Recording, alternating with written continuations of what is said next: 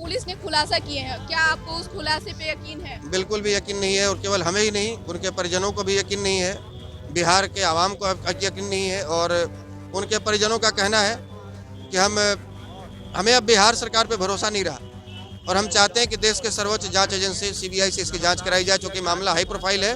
क्योंकि हम हत्या पर राजनीति नहीं करते हैं। हम उनके परिजनों से, सभी लोग गए, बहुत सारे नेता प्रतिपक्ष गए, सुशील मोदी जी गए, तमाम लीडर लोग गए, उनके पास जाकर घड़ियाली आंसू बहाकर चले आए। रुपेश जी को न्याय मिल गया क्या? रुपेश सिंह को न्याय मिला क्या? और आज कहाँ गए वो लोग जो जाकर घड़ियाली आंसू बहा रहे थे? सर, आप न्यूज़ नेशन देख रहे हैं, मैं हूं आपके साथ वंदना।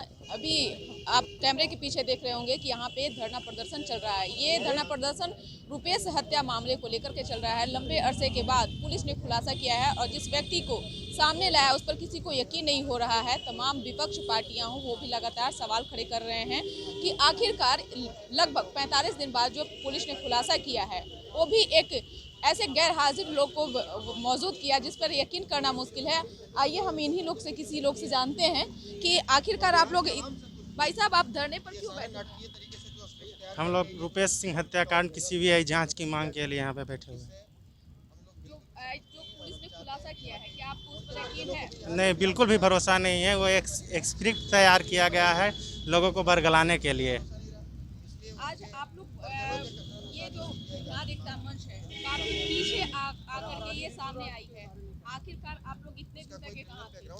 बिल्कुल, हम लोग प्रशासन पे भरोसा कर रहे थे, लेकिन कल और परसों की जो घटना सामने आई है उससे यही लगता है कि ये बिल्कुल ही जो है एक मूवी तैयार किया गया है। तो इससे हम लोगों को कोई भी भरोसा नहीं है। हम लोग इसीलिए सीबीआई जांच की मांग करें।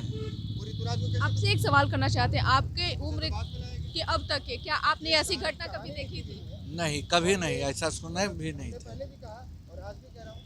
आज जो पुलिस इस तरीके का जो खुलासा कर रहा है, किसी ऐसे लोगों को लेकर के सामने आती है जहां पे उस पे लोग यकीन नहीं कर रहे हैं, खासकर उनके परिवार के लोग भी यकीन नहीं कर रहे हैं। खास करके उनके पूरे परिवार का ही लोग नहीं कर रहे हैं। ऐसा संभव ही नहीं है। ये तो कहानी ऐसा ही लगता है कि 2 महीना पहले यह घटना घटती है, वो हल्का फुल्का नोक झोंक होता है, और 2 महीना के बाद अगर किसी को इस तरह से दिन दहाड़े अति कर दिया जाती है तो दुख की बात है ही। आगे आप लोग का क्या स्टेप रहेगा? आगे हम लोग कहा है कि अगर नहीं माना जाएगा तो गवर्नर के पास जाएंगे, मुख्यमंत्री के पास जाएंगे। यकीन है वो आपकी बातों को मानेंगे? अब तो प्रयास हमारा करना फर्ज है ना।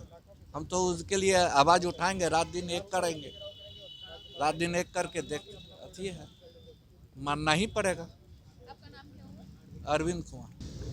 जो पुलिस ने खुलासा किए हैं, क्या आपको उस खुलासे पे यकीन है? बिल्कुल भी यकीन नहीं है और केवल हमें ही नहीं, उनके परिजनों को भी यकीन नहीं है, बिहार के आवाम को अब यकीन नहीं है। और उनके परिजनों का कहना है कि हमें अब बिहार सरकार पे भरोसा नहीं रहा और हम चाहते हैं कि देश के सर्वोच्च जांच एजेंसी सीबीआई से इसकी जांच कराई जाए, चूँकि मामला हाई प्रोफाइल है।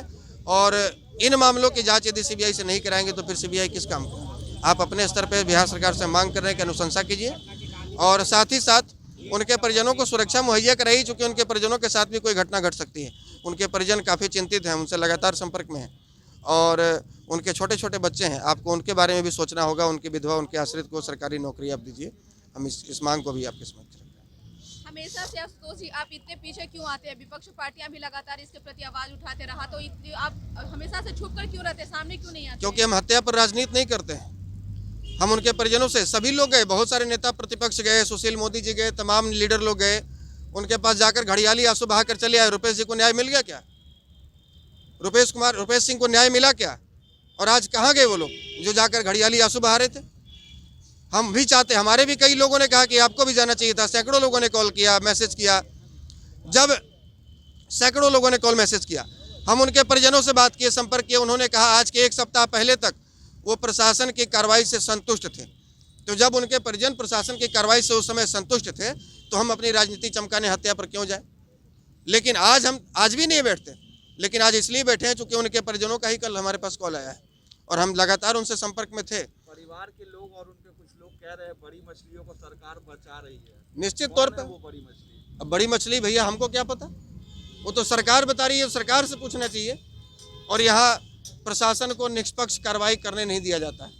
प्रशासन को इंडिपेंडेंट नहीं छोड़ा जाता है। पत्नी भी और बोल रही है कि पूरा नाटक है जो उसमें बिहार पुलिस ने जो दिखाया। उनकी पत्नी पढ़ी लिखी है, एक अनपढ़ व्यक्ति भी इस बात को आसानी से समझ सकता है कि ये सारा जो पिछले 22 दिन जो लगे इस मामले के कथित उद्भेदन में, ये एक स्क्रिप्ट तैयार किया जा रहा था और ये एक बलि का बकरा खोज लिया गया और स्क्रिप्ट तैयार किया। लेकिन ये स्क्रिप्ट ऐसा था जो साउथ की जो सी ग्रेड की जो मूवी होती है उससे भी थर्ड क्लास का था। ये आसानी से समझा जा सकता है। हमारे पास तस्वीर है, आप इस तस्वीर को देखिए। उनके परिजनों ने भेजा कि बताइए हम न्याय की उम्मीद कैसे लगाएं आशुतोष जी। हम दिखा रहे हैं तस्वीर आपको। उनके परिजनों ने भेजा कि हम न्याय की उम्मीद कैसे कर सकते हैं। आप उनके शरीर में बुलेट्स को काउंट कर लीजिए, 12 बुलेट्स अभी इसमें देख सकते हैं। ये पोस्टमार्टम के बाद है।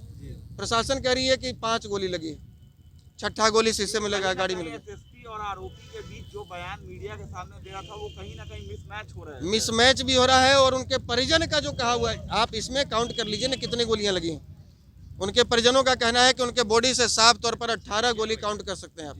18 गोलियां मारी गई हैं और प्रशासन का कहना है कि मात्र 5 गोली लगी है। तो ये बाकी का गोली किसने मारा, इसका जवाब है प्रशासन के पास, इसका जवाब नीतीश कुमार जी के पास है। और यदि नहीं है तो जवाब बिहार की जनता चाह रही है, आपको जवाब देना पड़ेगा। आपसे यदि जवाब नहीं मिलता है तो आप अपने स्तर पर अनुशंसा कर दीजिए सीबीआई जांच के लिए।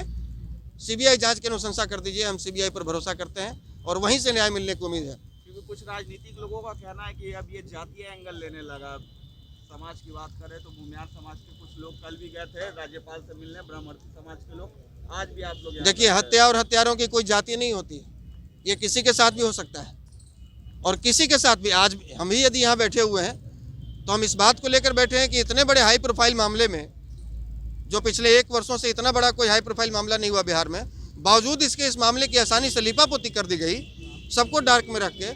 तो एक साधारण इंसान की हत्या हो जाएगी तो उसके पीछे क्या होगा, उसका क्या होगा? आगे क्या करिएगा आप लोग? हम लोग धरना पर बैठे हुए हैं, अभी देख रहे हैं प्रशासन के लोग हैं यहाँ से हटने के लिए कह रहे हैं। यहाँ पर यदि संवैधानिक तरीके से हमको धरना नहीं देने दिया जाएगा, शांतिपूर्वक धरना नहीं देने दिया जाएगा, तो हम आगे की रणनीति तैयार करेंगे और फिर प्रशासन और सरकार हमें बाध्य करेगी उग्र आंदोलन करने पर। बिहार के तमाम जिलों में नीतीश जी का पुतला दहन भी होगा, बिहार प्रशासन का भी पुतला दहन होगा और इसी गांधी मैदान में लाखों की संख्या में इकट्ठे होंगे, एक डेट सुनिश्चित करके विधानसभा का। आपने इसी वक्त लगभग लाखों लोगों को लेकर गांधी मैदान में आप जुटे थे। जी हाँ, निश्चित रूप से। जब जब हमारे संवैधानिक अधिकारों का हनन होगा, जब जब हमारी आवाज़ को दबाने का कोशिश किया जाएगा, कोई न कोई सैकड़ों लाखों आशुतोष यहाँ खड़े मिलेंगे और अपने अधिकारों के लिए आवाज़ बुलंद करते हुए मिलेंगे। और यदि आज हमें प्रशासन के लोग शांतिपूर्वक यहाँ धरना नहीं देने देते हैं तो हम एक डेट सुनिश्चित करके फिर यहाँ से नीतीश कुमार जी के आवास घेराव के लिए पैदल मार्च करेंगे। विधानसभा भी घेराव कर सकते हैं, राज्यपाल भवन के पास भी हम लोग पहुँच सकते हैं। तो आप सुन रहे थे कि क्या कुछ कह रहे थे आशुतोष कुमार। उन्होंने साफ तौर से कहा है कि अगर हमें प्रशासन यहाँ से शांतिपूर्ण धरना नहीं देने देती है तो हम आगे राज्यपाल का घेराव करेंगे, मुख्यमंत्री का घेराव करेंगे, पुतला दहन करेंगे। यानी कि अगर प्रशासन हमें शांतिपूर्ण धरना नहीं देने देती है तो हम उग्र आंदोलन भी करेंगे। अब देखने वाली बात रहेगी कि जो रुपेश हत्या मामले का तूल पकड़ता जा रहा है वो कहाँ तक जाता है और क्या उनके परिवार वालों को, क्या रुपेश को इंसाफ मिलती है। इस खबर बस इतना ही। आप देखते रहे न्यूज़ नेशन। धन्यवाद।